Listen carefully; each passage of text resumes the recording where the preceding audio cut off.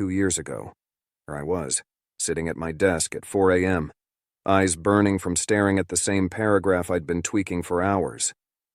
The cursor blinked at me like a ticking time bomb. I'd rewritten that paragraph at least 50 times, and it still didn't feel perfect. My coffee was cold, my back ached, and suddenly it hit me.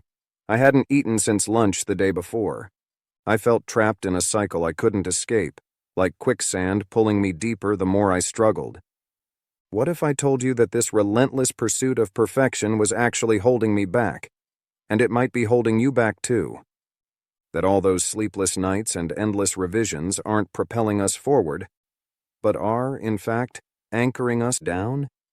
If you've ever felt stuck in the cycle of never feeling good enough, keep watching. We're about to uncover how to break free, and you won't want to miss what's coming next. The Perfectionism Trap. Perfectionism is a sneaky opponent. It's like a chameleon, changing forms but always keeping us trapped. For me, it showed up in 3 ways that psychologists Dr. Paul Hewitt and Dr. Gordon Flett have identified. Against myself. I felt that if everything I did wasn't groundbreaking, I was worthless. It was exhausting and led to countless sleepless nights. From others. I was convinced that everyone expected me to be perfect. This constant pressure made me anxious and pushed me into isolation. Toward others. I held everyone to my impossible standards. When they didn't meet them, I felt frustrated, and it strained my relationships. Recognizing these patterns was like finally spotting the hidden trapdoors I'd been falling through. It was eye-opening, but I still didn't know how to avoid them. Cultural and individual differences. Perfectionism doesn't look the same for everyone. For some, it's rooted in family expectations.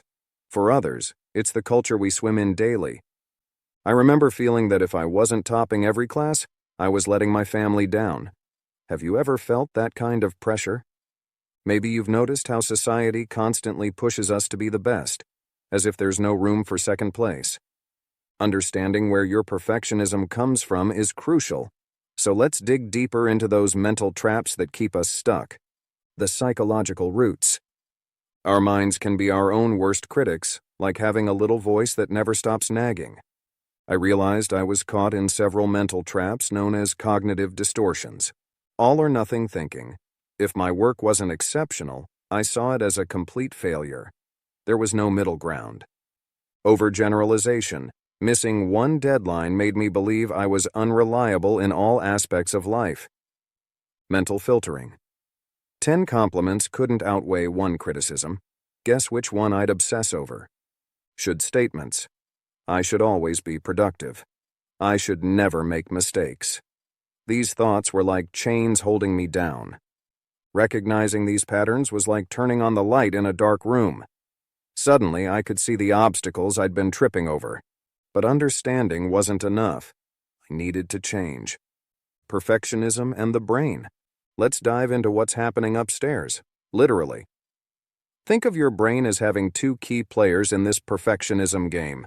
Overactive prefrontal cortex. Your prefrontal cortex is like an overthinking friend who plans every tiny detail of a trip, stressing everyone out. When it's overactive, you get stuck in analysis paralysis. Ever found yourself unable to make a simple decision because you're overthinking every possible outcome? That's your prefrontal cortex in overdrive. I've been there too, trapped in endless loops of what-ifs. Hyperactive amygdala. Then there's the amygdala, your brain's alarm system. It's like an overprotective parent who sees danger in every situation. It sets off alarms even when there's no real threat. Imagine feeling anxious about sending a simple email because you're worried it's not perfect. That's your amygdala working overtime. Dr. Andrew Huberman explains that for perfectionists like us, these parts of our brains are in overdrive, causing us to stress over things others might ignore. Neuroplasticity, the brain's ability to change. Here's the exciting part. Our brains are adaptable. Just like you can train a muscle, you can train your brain to respond differently. Through a process called neuroplasticity, we can reshape those old, unhelpful thought patterns. It's like blazing a new trail through a dense forest. The more you walk it, the clearer the path becomes. I started forging these new paths, and over time, the old ones faded away. But what if I told you there's a way to speed up this process? Stick around, because we're about to dive into it. Overcoming doubts. I get it. You might be thinking, will this really work for me? I remember feeling the same way, but I'll never forget the day I tried these techniques and felt a weight lift off my shoulders. It was like seeing color after living in black and white. Experts like Dr. Roz Shafran have found that when we tackle perfectionism head-on, we can break free from its grip. If these methods worked for me and countless others, there's a real chance they can work for you too. Key techniques to overcome perfectionism. Let's get into the actionable stuff. Here are 6 techniques that helped me break free from perfectionism, and they might just change your life as well. Technique 1. Challenging perfectionistic thoughts. Our minds can be our own worst critics, but we don't have to believe everything they say. When I started challenging my perfectionistic thoughts, something amazing happened. I was retraining my brain, literally. This process is like reprogramming your mind to think differently, and it's been shown to reduce anxiety and perfectionism. Action step, thought records. 1. Identify perfectionistic thoughts. For example, if I don't look flawless today, people will judge me. 2. Challenge these thoughts. What's the evidence for and against this thought? Am I focusing only on the negatives? Realize that your worth isn't determined by your appearance. 3. Develop balanced alternatives. Replace harsh thoughts with kinder ones. Example: it's okay not to look perfect. People value me for who I am. It felt like I was finally rewiring the circuits that had been holding me back. Technique 2. Behavioral experiments. Sometimes you have to test your beliefs in the real world. This was a game changer for me. Action step: conducting experiments. 1. Formulate a hypothesis. Think, if I don't spend extra hours perfecting this project, it will fail and my boss will be disappointed. 2. Design an experiment. Complete your work within the allotted time frame without overextending yourself. 3. Observe the outcome. Did the project meet expectations? Was the feedback positive? You might find that your work is effective and appreciated without the extra hours. 4. Reflect.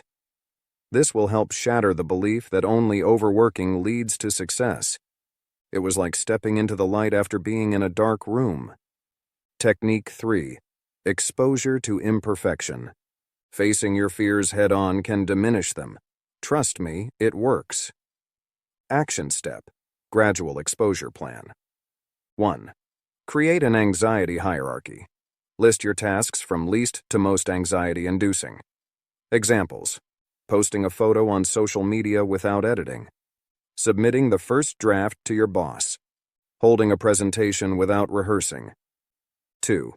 Start small. Begin with the least challenging task, like posting a simple, unedited photo. 3. Resist perfectionistic responses. Notice any discomfort, but don't delete or alter the post. 4. Progress gradually. As your confidence grows, move on to more challenging tasks. 5. Reflect on progress.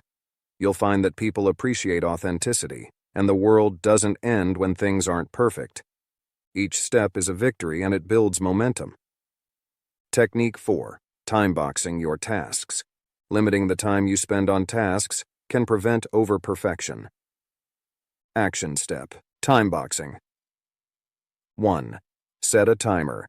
Allocate 30 minutes to plan your vacation activities. 2. Focus on completion. Work solely on planning during this time, listing activities you'd enjoy. 3. Stop when time's up. Move on, even if the plan isn't meticulously detailed. 4. Review and reflect. Realize you can create enjoyable experiences without over-planning every detail. It was liberating to break free from the chains of endless tweaking. Technique 5. Implementation intentions.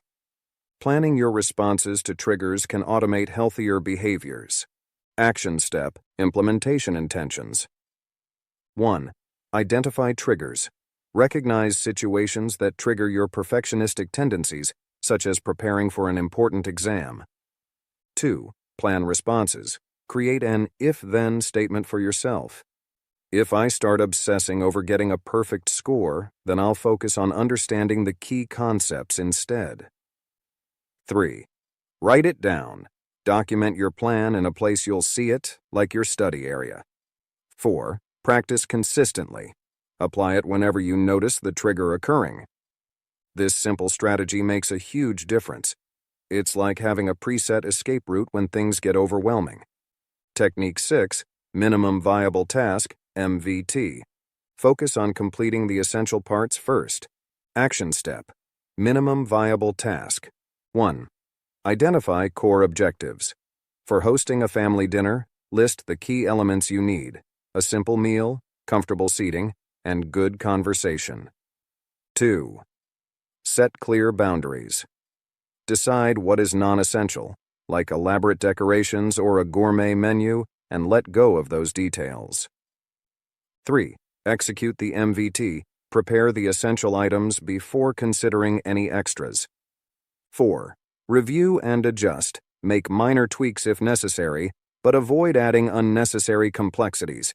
This approach reduces overwhelm and helps you enjoy the time with your family more fully. Putting it all together. Here's how you can start reclaiming your life from perfectionism. 1. Reflect on your perfectionism. Write down areas where you feel most perfectionistic. 2. Choose a technique to start with. Pick one that resonates with you. 3. Create an action plan. Outline steps and set realistic goals. 4. Monitor your progress. Keep a journal of your experiences. 5. Expand your toolkit. Gradually incorporate more techniques. Remember, every small step counts. Celebrate your progress, no matter how minor it seems. Overcoming perfectionism isn't just about changing habits, it's about reclaiming your life. Trust me, it's worth every effort. Imagine waking up excited, not anxious. Picture finishing a project and feeling satisfied, not second-guessing every detail. That's what's waiting on the other side. So here's my challenge to you. Pick one technique, just one, and start today. Maybe it's setting that timer or letting go of one tiny detail you've been obsessing over. Don't wait. This moment is yours. If this message resonated with you, let's keep the conversation going. Hit that like button, share your thoughts below, and join our community striving for progress, not perfection. What's one thing you've been putting off because it wasn't perfect yet? Share it in the comments. We're all in this together. And stay tuned. Our next video dives into how optimizing your sleep can skyrocket your productivity. You won't want to miss it. Remember, every step counts. Until next time, embrace the imperfect and keep moving forward.